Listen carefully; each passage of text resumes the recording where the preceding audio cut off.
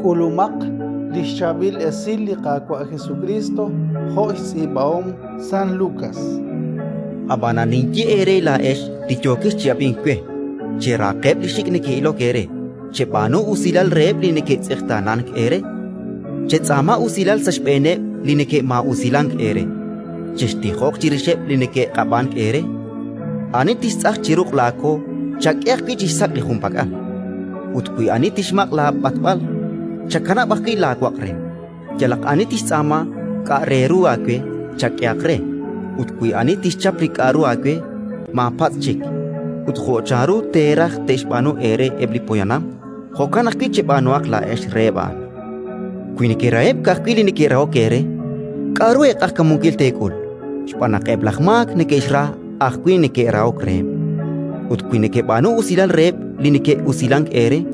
Karu ekulubak shkulbar. Eblahmak nekeshpanu akui an. Utkui ni kebsto linike shpoy benin kikui rekach. Karu ekulubak shkulbar. Eblahmak nekeshke akui stoeb chiribilebri.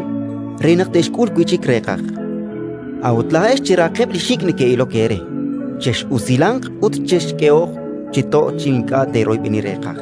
Hokanak nimak lekach kamungkil utla esak ralal linimakwal. Shbanakaan chabil rikine linkane keshnau yoshink utrikine linka useb shol.